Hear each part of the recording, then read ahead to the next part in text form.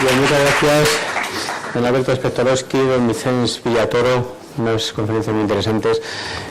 Abrimos un turno, si quieren hacer llegar alguna pregunta para los conferenciantes. ¿No tienes para...? Sí. Habilitamos un micro.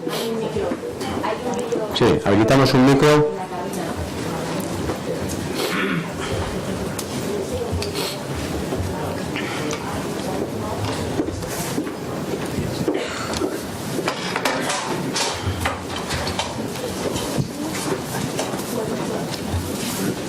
Ahí. Sí. Un micro. Le van a facilitar un micro. Un micrófono le van a facilitar. Bueno, en primer lugar, buenos días. Yo pues tengo una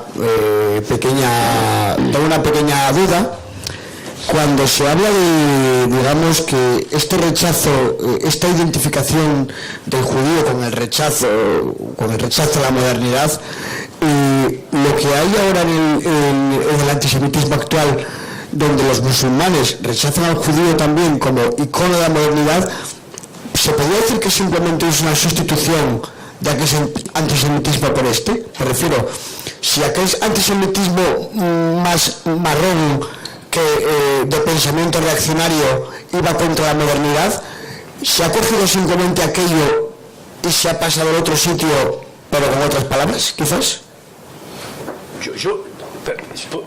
Sí, pues yo diría que en el islamismo sí.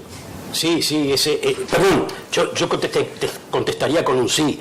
Repito, cuidado con esto, No todos los musulmanes, no todos los... No. Vamos a no generalizar, pero con el islamismo radical, por supuesto. Sí, el islamismo radical ha transformado esa crítica de la modernidad a la crítica al antisemitismo nuevo, que está también sostenido en la cuestión de Israel. Pero lo de Israel es más circunstancial. Para los islamistas, el asunto de Israel es un problema palestino que ni siquiera lo toman tanto en cuenta, pero en su lucha contra el mundo occidental, el antisemitismo va incluido. Sí. Sí, me permites añadir algo, no mucho, una reflexión. En la vida cambiamos muchas veces de amigos, pero muy pocas veces de enemigos. Es decir, casi siempre, a veces vamos cambiando el lugar donde disparamos contra aquello que hemos considerado siempre malo. Yo tengo la sensación de que hay un mundo, digamos, de rechazo a la modernidad, a los valores de la modernidad occidental, democrática, liberal, a todo este paquete, que va cambiando de lugar desde donde dispara. Y un ejemplo, sin entrar a fondo, sería Garodí, ¿no? Es decir, un señor que empieza en el estalinismo, pasa al negacionismo y acaba convertido a un islamismo activo. ¿Ha cambiado de posición? Sí, pero siempre ha disparado contra el mismo sitio, contra la democracia liberal y contra los judíos. Y si sirve como pequeña anécdota o no tan anécdota, en esta tarrasa que yo he mencionado al principio, detectaron un grupo yihadista que estaba montando un posible atentado. Lo montaba en la peluquería de un señor de extrema derecha neonazi de Sabadell, del pueblo de al lado. Es decir, que había una conexión que igual no es una conexión metafísica, brutal, que no es la extrema derecha y el islamismo se dan la mano, no. Pero en un caso concreto, en un sitio concreto, les fue posible encontrarse a partir del enemigo común. Por tanto, sí que tengo la sensación de que que los totalitarismos acaban siendo antisemitas y que a veces transitar entre totalitarismos es relativamente fácil. ¿Alguna intervención?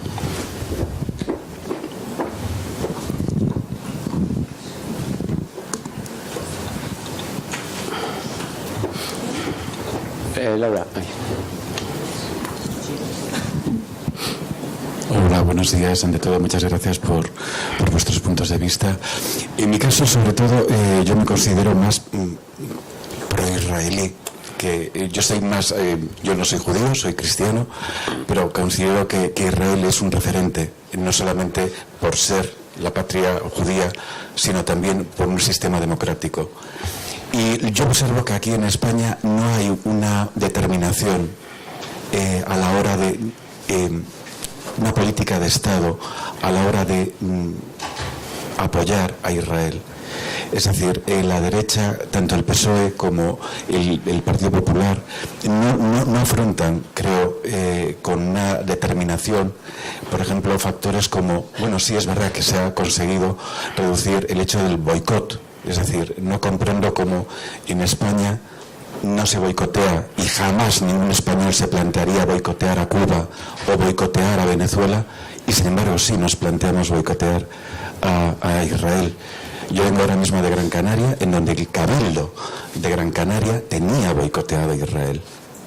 Y se consiguió, gracias a Dios, en una decisión judicial, sacarlo. Es decir, y la relación, por ejemplo, a nivel estatal con una comunidad sefardí. Ha mencionado el hecho de la comunidad sefardí. Es una comunidad muy importante en Israel.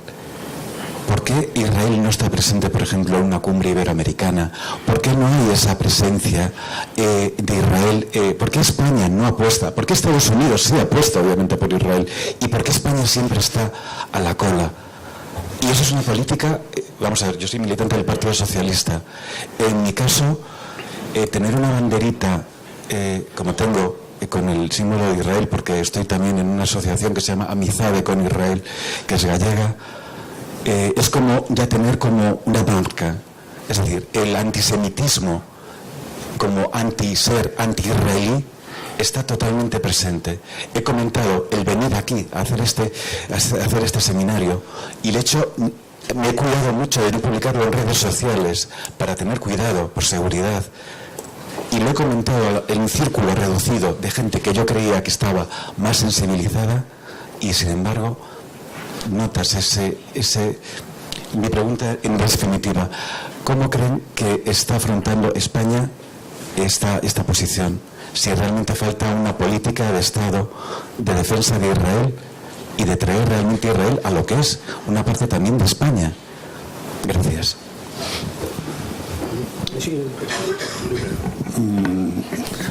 No es fácil dar respuesta desde este lado de la mesa, pero yo creo que desde otros lados de esta sala sí que se podría dar. Pero si me permites, una reflexión que va un poco más allá, pero en la misma dirección. Yo que compartiría totalmente los puntos de vista, esta admiración condicionada, pero esta admiración y esta proximidad a Israel, me conformo con algo, casi con un poco menos, pero ya me conformaría. Y lo hago un poco largo, pero llego a la respuesta. A veces, y tiene que ver con el caso de Dreyfus. Llegaré a esto, pero parecerá largo. Al efecto de lo que estamos hablando, que Dreyfus fuese inocente es irrelevante.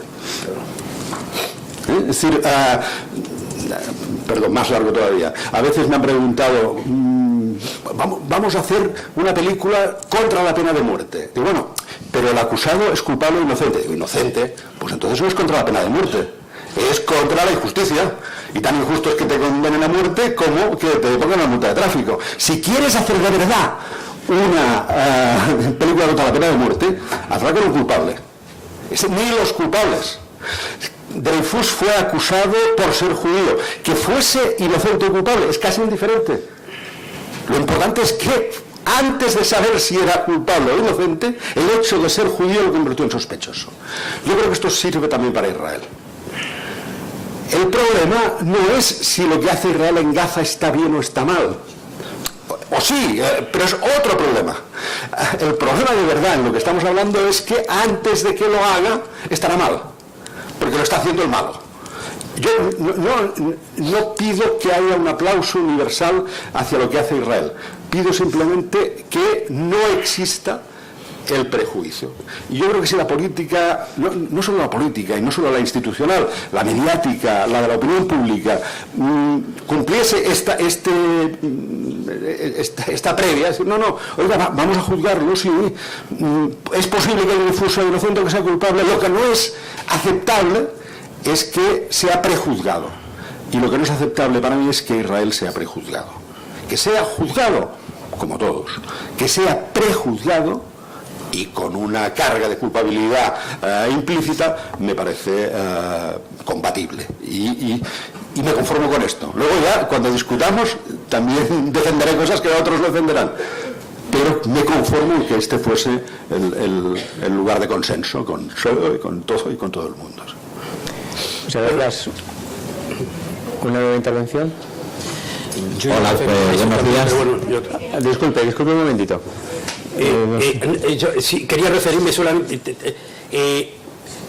Yo creo que justamente, primero de todo, punto uno, todos aquellos que realmente defienden a Israel, y acepto totalmente las palabras que has dicho, defender a Israel no quiere decir defender a ultranza. Se puede ser perfectamente crítico con la política de Israel, vamos de plano. Se puede ser perfectamente crítico, pero ser crítico con la política de Israel no quiere decir delegitimizar el derecho del Estado de Israel, del Estado judío. Todos aquellos que creen que realmente Israel tiene derecho a existir, que lo manifiesten, no ocultar más, es decir, que se manifiesten. Y esto que hacemos acá o que se hace acá también es una nueva forma de decirlo. Tiene que ver con el judaísmo, con el antisemitismo, que sea, pero el asunto de que aquel que tiene su banderita y su corazoncito en Israel, que no tenga miedo de manifestarlo y que de a uno se vayan sumando más.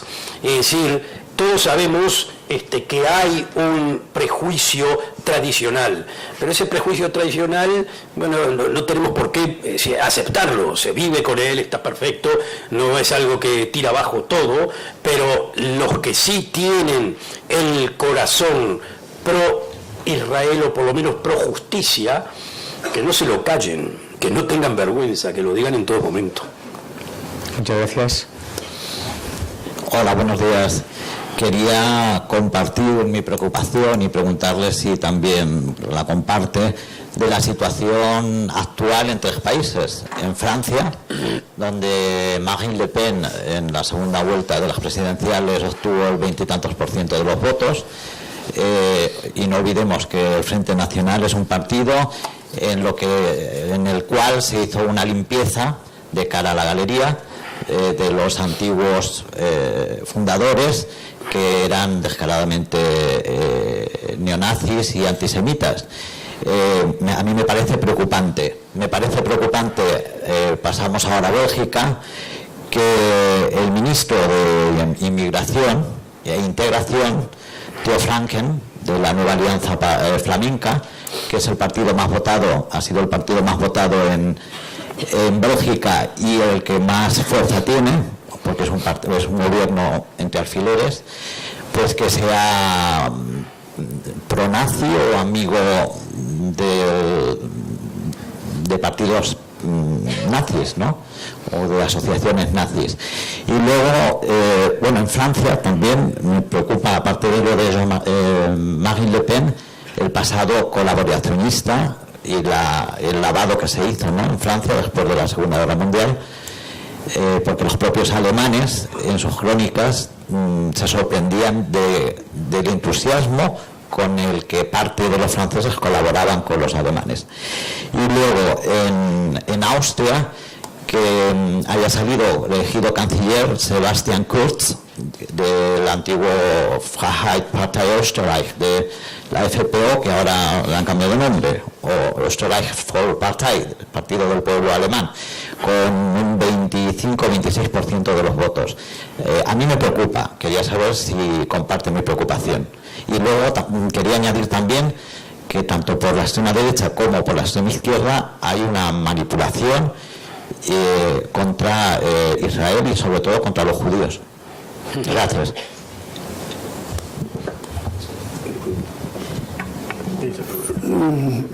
Los tres ejemplos que he dado son ejemplos a tener en consideración, Pero yo tengo la sensación que en Europa la preocupación, que es mayor incluso que la que usted manifiesta y que en parte la has manifestado en tu exposición, va más allá del peso que puedan tener la extrema derecha clásica, que yo creo que ha cambiado en parte de agenda pública.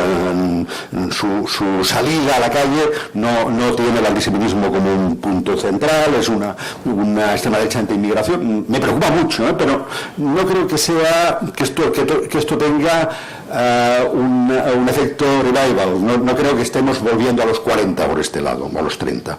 Me preocupa más, pero tiene que ver, y por tanto lo utilizo en la respuesta europea global al problema a la realidad de unas poblaciones más de orígenes culturales y de religiosas más amplias a las que ha tenido tradicionalmente. Yo creo que Europa tiene un problema, Estados Unidos también, pero lo soluciona de otra forma, que, si se me permite esquematizarlo casi con una metáfora, es: en la modernidad hemos establecido que hay una plaza pública en la que está todo lo que compartimos y un aspecto privado en lo que está todo lo familiar, individual o comunitario. Y el problema es que no sabemos cuánto mide la plaza pública hoy. Un totalitario de los 30 diría: la plaza pública es todo. Todo es compartido. Si Francia es católica, usted, si es francés, es católico. Y además habla francés, y además tiene una lista de cosas compartidas. Yo creo que en la Europa contemporánea sabemos que no todo puede ser plaza, pero que si no hay plaza, no hay convivencia. Lo que hay es, por decirlo así, una confederación de burbujas que viven unas al margen de las otras y que cuando hay problemas viven enfrentadas. ¿Cuál es el tema europeo? La medida de la plaza. Francia, el modelo francés, el modelo republicano francés, dice: la plaza muy grande. Usted a la plaza no puede ir ni con kipá, ni con un crucifijo, ni con velo. Holanda o Inglaterra te dicen: la plaza es muy pequeña. En los dos casos ha habido problemas. Hay problemas en la Vendée y hay problemas en el entorno de Londres. La plaza absolutamente grande y excluyente, que dice usted, lo que decías tú, puede ser como todos, pero si deja de ser usted, no funciona. Pero usted sea como quiera, tampoco funciona. ¿Cuál es la medida de la plaza? Pues la medida de la plaza no la van a discutir las universidades, la van a discutir los filósofos y los sociólogos, pero la medida de la plaza la van a dar los profesores de instituto, los directores de prisiones y los responsables de hospitales, que son los espacios públicos donde se producen los momentos de confrontación, ¿Y cómo va a funcionar? Por el viejo procedimiento del intento-error. Yo tengo la sensación de que, y lo que usted decía, todos los movimientos que usted dice son de hacer la plaza muy grande, es decir, lo compartido muy grande y lo privado muy pequeño. No vamos bien. Y yo creo que el otro problema es: muy bien, a la plaza vamos todos con lo compartido, que es la democracia, los derechos humanos, una lengua para entendernos, pero cada uno va a la plaza con lo compartido, pero lleva la mochila de lo propio.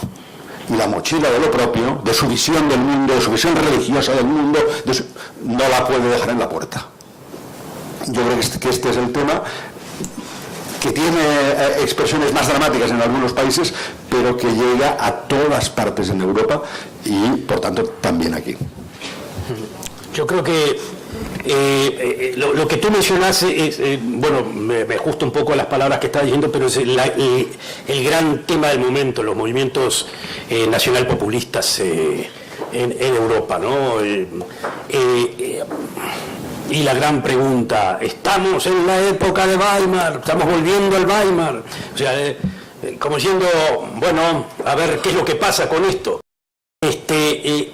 A mí me da la impresión, un poco reflejo lo que tú mencionabas, lo que está pasando yo no veo a esos movimientos nacionalpopulistas tomando el poder, o sea, no veo esto una revolución fascista, pero sí lo que veo es que los movimientos, hay como una normalización de la derecha radical. Eso es un tema que se está manejando últimamente.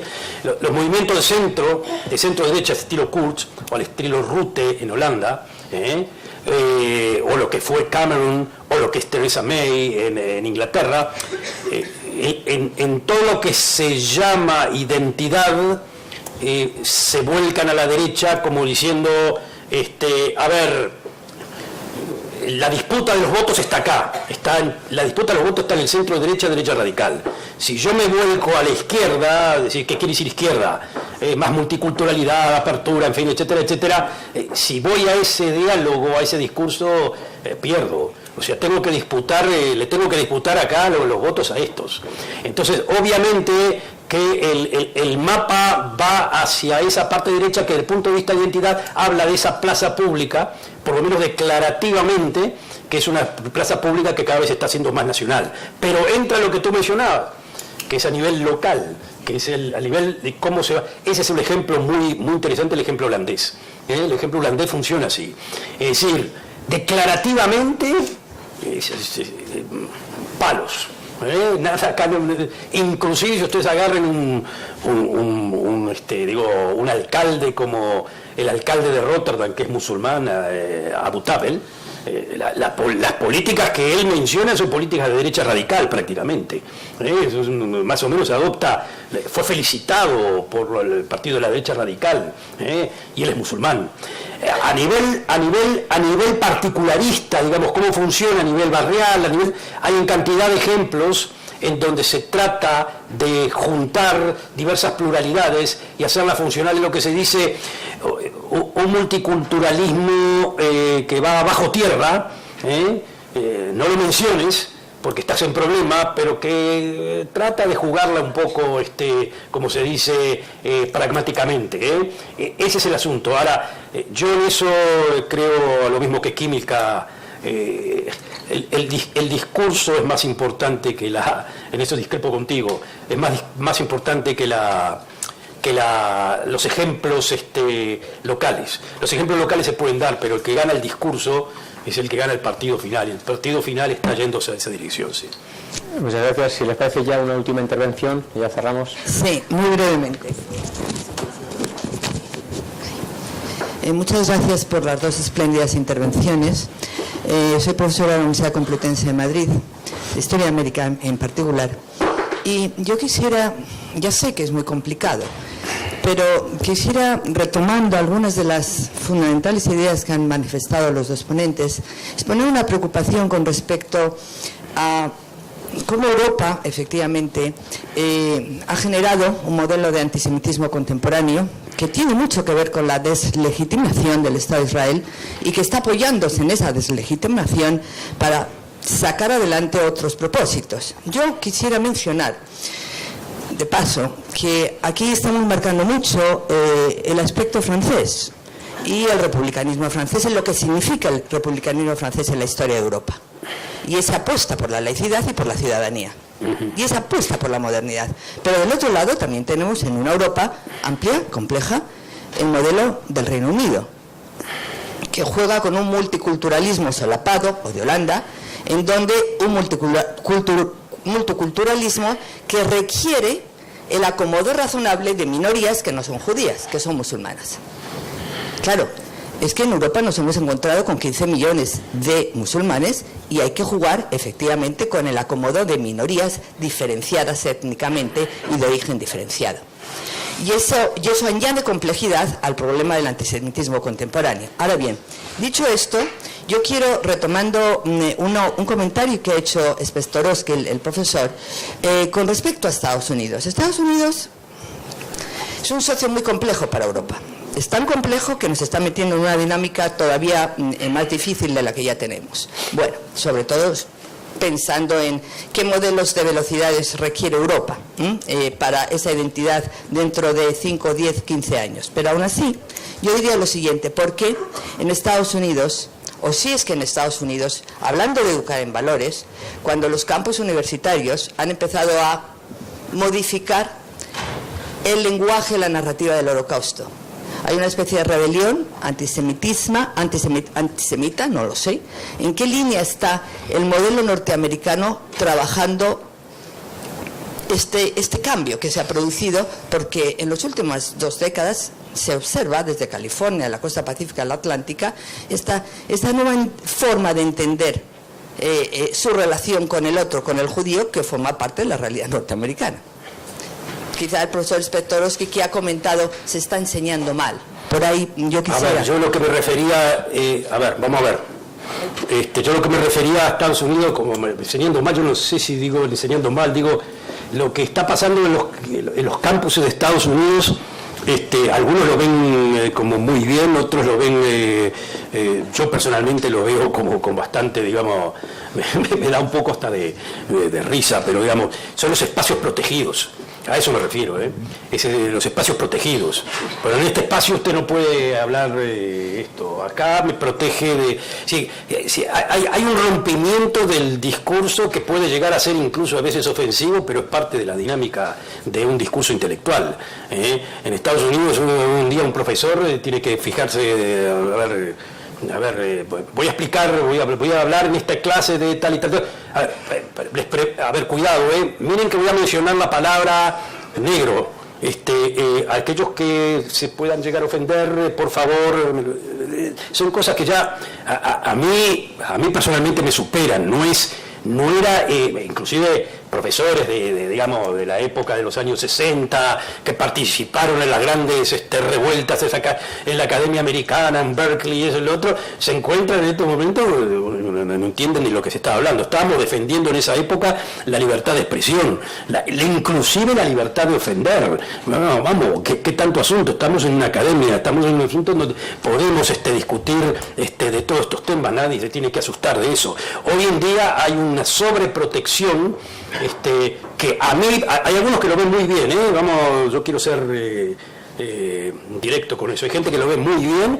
Yo personalmente, a mí me llama un poco la atención para el lado contrario, pero vamos, y con respecto al asunto judío, yo creo que lo escribió una chica, una profesora de Penn University.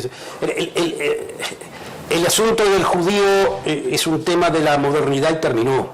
En la posmodernidad es el problema musulmán. Entonces el problema judío no es problema judío, no nos ocupamos de ustedes. Es decir, el problema es hoy en día con ese otro, que es el otro musulmán, que puede ser en el caso también el latino, en fin, etcétera, etcétera. Ese es el problema del otro en estos momentos, ¿no? Ahora, claro que también la diferencia entre Europa y Estados Unidos con eso es una diferencia bastante vital, porque hay una diferencia vital. El latino viene a América a ser un americano total. La intencionalidad es sumamente clara, no es una cuestión de querer, ni de conservar, ni de preservar cultura, de no preservar cultura. El latino viene a ganarse su vida y a hacer lo que quiere fundamental, es que su hijo vaya también a la universidad y sea un americano absoluto y total. No hay acá ninguna manifestación, digamos, si lo quieren llamar así, de challenge de alguna forma u otra al modelo americano. El primero que vio eso como un challenge, que fue dramático, yo creo que fue Huntington. En su momento Huntington con su libro, no el de Class of Civilization, sino el de Who We Are. Pero los americanos, un liberal americano, la pregunta Who We Are, ¿quiénes somos nosotros? Es una pregunta que pues suena hasta errática. ¿Cómo quiénes somos? Somos todos. Bueno, pero lo que quería decir este buen hombre era de que el latino, si crece, pone en tela de juicio la forma de conducirse tan successful de los americanos, que es la anglosaxe. Es decir, digamos que si en un lugar, vamos a ponerlo en forma dura, hay 90% anglo-saxon y 10% de latinos, entonces ese lugar va a funcionar bien. Pero si hay, yo qué sé, 60%, 50% anglo-saxon y 50% latino, entonces de repente vamos a ir a dormir la siesta o qué sé yo, no sé. Pero eso era algo que Huntington mencionó, que rompe el modelo de lo que es la identidad americana. Que la identidad americana es, venís, te acomodás, esto y lo otro, respetás la ley, do whatever you want, y está todo bien. Pero justamente yo creo que, bueno, y ahora con Trump el asunto de lo latino, eso es lo dramático. Eso es lo dramático del momento actual americano. Por un lado es eso, lo de los free spaces, que es la respuesta a lo Huntington y la respuesta a lo Trump, y por el otro lado lo Trump. Es decir, lo que falta en estos momentos es esa parte media, diría yo, un cierto de common sense, que un poco se fue perdiendo, porque se fue radicalizando la cosa. Es diferente a Europa, pero la tienen bien difícil, sí, sin ninguna duda. Sobre la misma cuestión, la sensación a veces que Estados Unidos es la exageración de Europa y que la Revolución Americana es la exageración o la llevar al límite cosas que... Yo tengo la sensación de lo que está pasando ahora en Estados Unidos, en el mundo académico, que no es lo que está pasando en el mundo político, es una exageración de una ruptura del concepto de universal que se produce en Europa en torno a los años 60, y que estamos con Deleuze y que estamos con Foucault. Y para mí esto es horrible. Es decir, tú decías que hay quien lo ve claro y quien lo ve mal, y yo lo veo mal. Es decir, en estos momentos la corrección política y el pensamiento postcolonial nos está llevando a la afirmación de que no hay discursos universales. Si habla Shakespeare, está hablando un hombre blanco de rico. Y por tanto, ¿qué tiene que decir un hombre blanco rico? Ya sabemos que a través de él hablan los hombres blancos ricos. Si tú dices una cosa, está hablando un judío. Por tanto, ¿qué tiene que decir? Tú no eres tú, sino que eres la encarnación de una voz en un concierto en el que no hay una partitura compartible.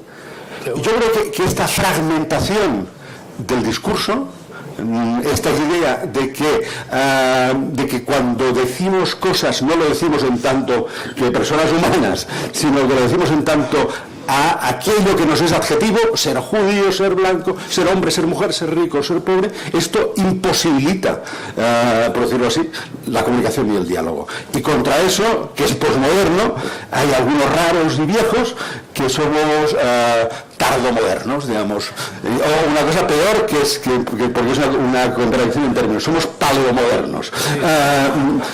Pues volvemos a la modernidad, a lo que le dijeron a Dreyfus. Somos los dinosaurios. Sí. Era esto, ¿no? Dreyfus le dijeron, usted es humano, ¿no? Le dijeron, puede ser francés, pero lo primero que hacer es porque es humano. Bueno, pues volvamos igual a este valor de la Ilustración, que hay un común denominador por encima del adjetivo, que es esto, que es el substantivo humano. Muchísimas gracias. Tema muy interesante, como ven. Para continuar vamos a dejar una media hora de descanso. Vamos a